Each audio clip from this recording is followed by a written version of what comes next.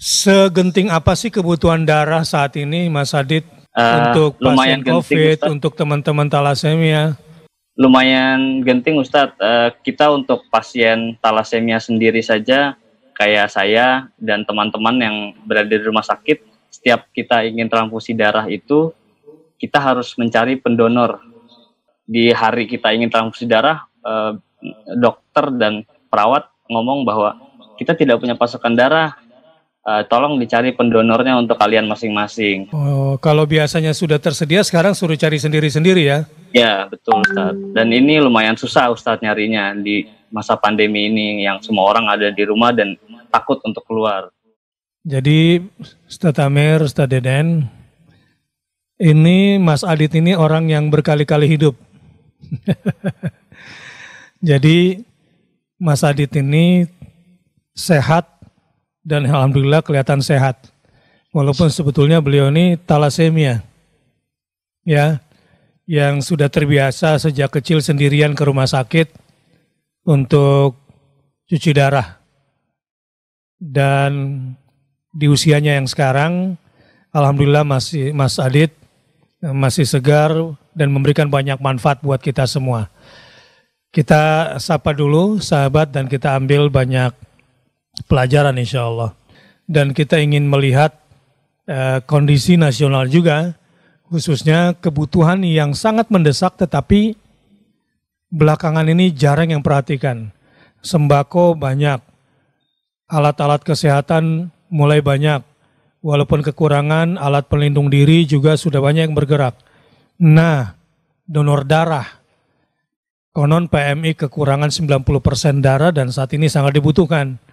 Nah, maksud tujuan kita ngobrol sama Mas Adit, diantaranya juga soal ini. Assalamualaikum Mas Adit. Waalaikumsalam, Ustadz.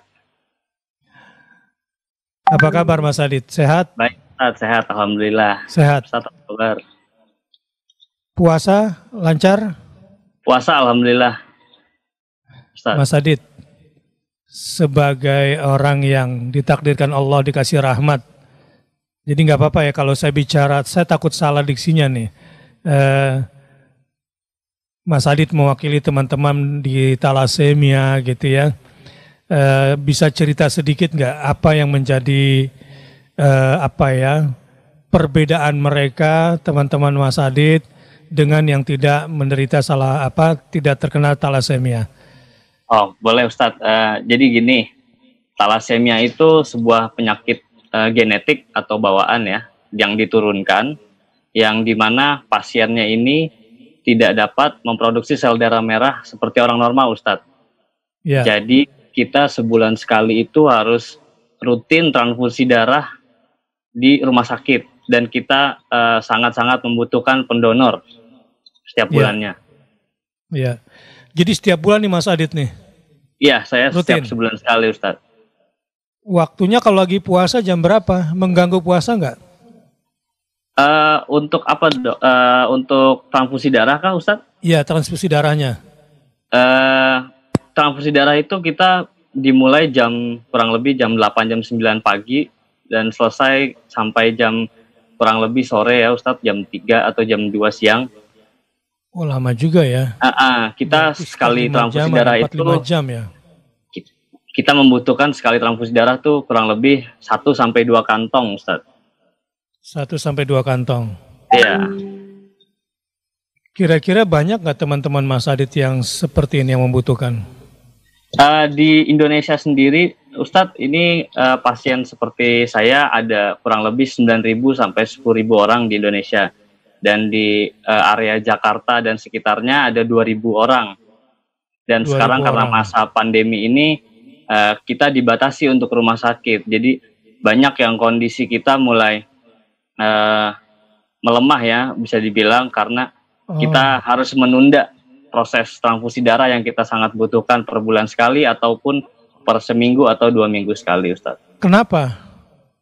Karena di rumah sakit kan sekarang banyak sekali pasien COVID ya, Ustadz. Dan kita ini karena kita sudah mempunyai penyakit, kita rentan untuk kena penyakit lain, Ustadz. Oh, jadi lebih rentan ya? Lebih rentan, yang lain. Betul.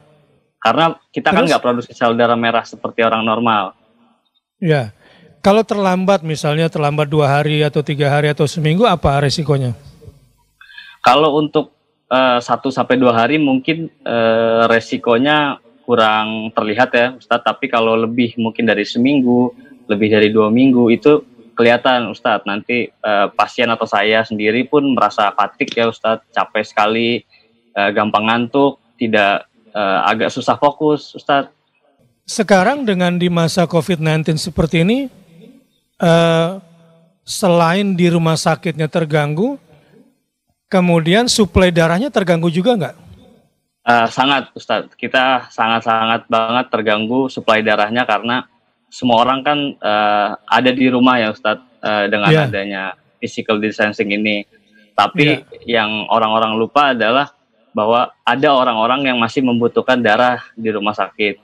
Dan banyak orang-orang yang jadwal untuk donor darah, mereka melupakan donor darah karena menurut mereka lebih diprioritaskan untuk berada di rumah. Padahal donor darah pun juga di PMI sendiri sudah menerapkan physical distancing, Ustadz. Ya, jadi di PMI sebetulnya juga nggak bermasalah ya karena ada physical distancing ya. Nggak bermasalah, iya betul Ustadz. Untuk di masa COVID-19 seperti ini ada prosedur khusus nggak untuk ke PMI? Untuk pendonor atau untuk pendonor?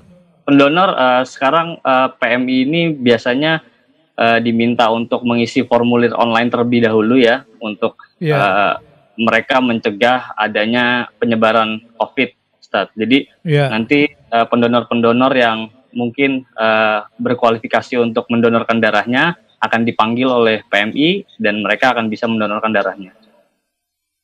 Jadi harus isi form dari situ kelihatan kualifikasi darahnya. Iya, kualifikasi kesehatan overall si pendonor, Ustadz, kayak apakah kesehatan mereka secara keseluruhan ya? Ya, mereka punya batuk sebelumnya atau sakit pernapasan. Ya, yang sangat dibutuhkan nih kriterianya darahnya atau usianya seperti apa untuk saat ini? Sebenarnya darah yang kita butuhkan tuh daerah siapapun dan dari umur berapapun ya, maksudnya umur dewasa. Untuk spesifikasi orangnya tidak ada Ustadz, siapapun boleh mendonorkan darahnya. Siapapun boleh ya. Usia? Ya. Usia mungkin dari umur 20-an sampai 50 dan 60 masih oke untuk mendonorkan darah Ustadz. 20 ya, sampai 50 lah ya. Ya. Ya. Terus apa resikonya bagi si pendonor di masa COVID seperti ini? Kalau misalnya dia donorkan darahnya, ada resiko nggak? Nggak ada Ustadz. Pendonor malah ada juga membagi-bagi berkah Ustadz buat kita yang membutuhkan. Bagi berkah ya? Iya. Jadi imunitas tubuh si pendonor tidak menurun gara-gara donor darah? Tidak Ustadz. Apalagi di bulan puasa seperti ini ya, orang kan banyak taunya di bulan puasa tuh tidak boleh disuntik atau apa. Sebenarnya donor darah itu sebenarnya di bulan puasa tidak mempengaruhi puasa Ustadz menurut saya. Soalnya kita aja yang kekurangan darah aja masih bisa berpuasa gitu. Iya. Segenting apa sih kebutuhan darah saat ini Mas Adit?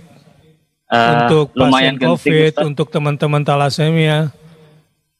Lumayan genting Ustadz, kita untuk pasien talasemia sendiri saja, kayak saya dan teman-teman yang berada di rumah sakit, setiap kita ingin transfusi darah itu, kita harus mencari pendonor.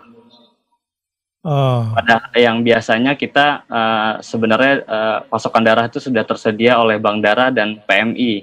Tapi sekarang karena kurangnya pasokan, kita harus mencari donor pengganti setiap kita mau transfusi darah Ustadz.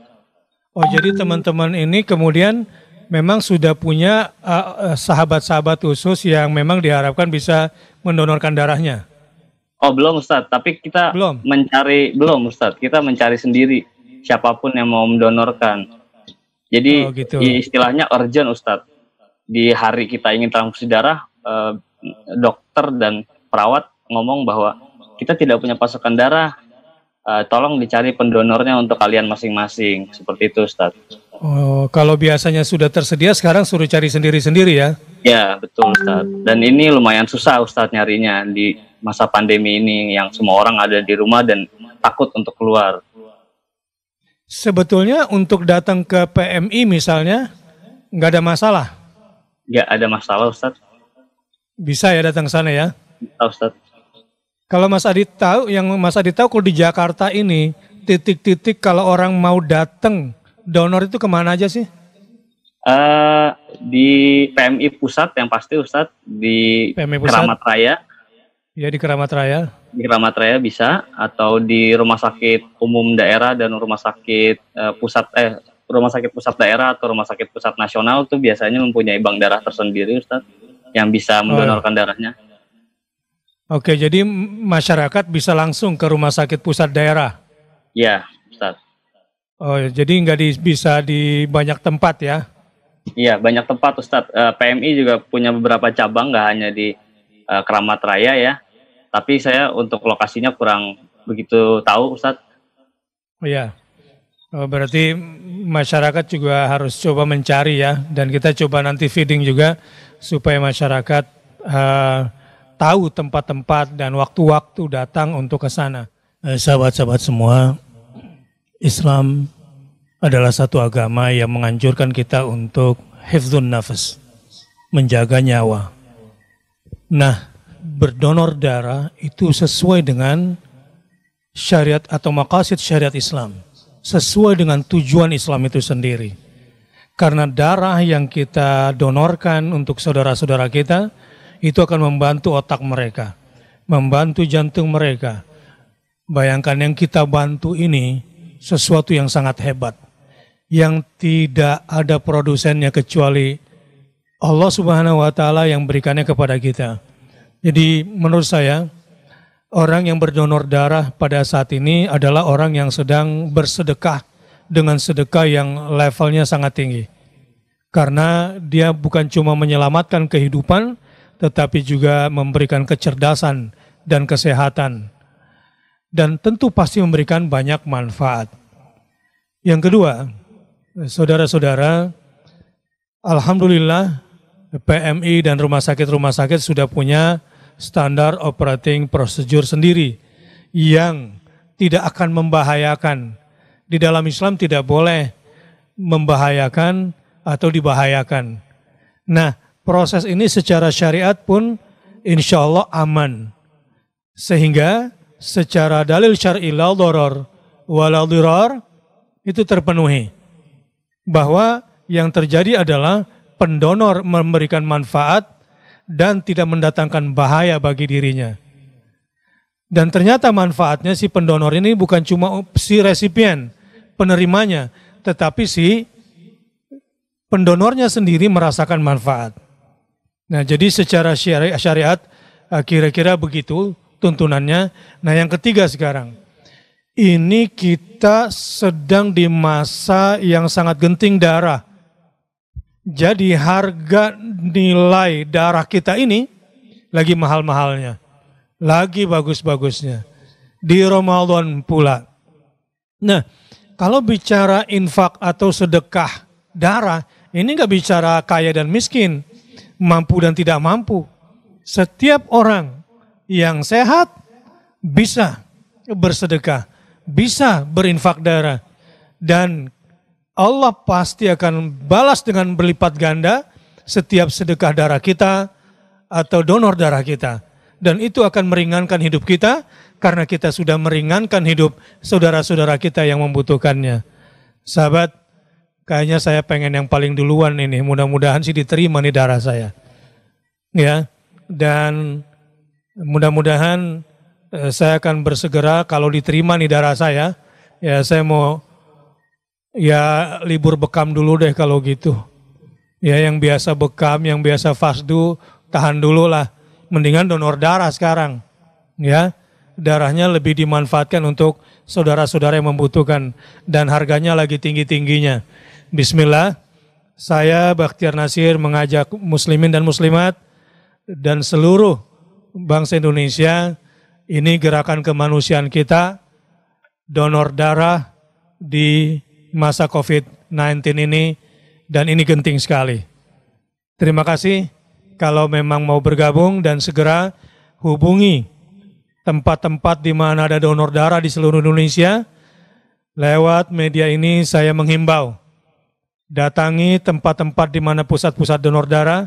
Percayalah setiap detes darah kita akan menjadi sedekah yang sangat berguna, yang akan mendatangkan dan perubahan-perubahan baik, perubahan-perubahan positif di dalam hidup kita semua. Baik Mas Adit, sebelum kita berpisah, ada nggak satu kalimat penting yang Mas Adit sampaikan untuk kami sebarkan, kami viralkan, agar semangat donor darah ini kemudian terjadi di Indonesia, khususnya di masa COVID-19 ini. Silakan Mas Adit. Ya Ustadz, terima kasih. Sebelumnya saya sebenarnya ingin berterima kasih pada semua orang yang masih berdonor darah sampai saat ini dan membantu kita para pasien thalassemia. Dan satu, kita hanya minta pesan bahwa terus berdonor darah untuk kita semua dan tetap menjalankan perintah untuk bersocial distancing atau mengikuti aturan pemerintah saat ini, karena dengan ada aturan ini kita pun susah untuk ke rumah sakit dan kita harap pandemi ini akan segera berakhir. Baik, itu saja Mas Adit. Ya. Terima kasih banyak. Sampai jumpa lagi. Dan insya Allah kita akan terus bersama Mas Adit untuk menyosialisasikan donor darah lebih giat lagi. Terima kasih Mas Adit. Wassalamualaikum warahmatullahi wabarakatuh. Salam.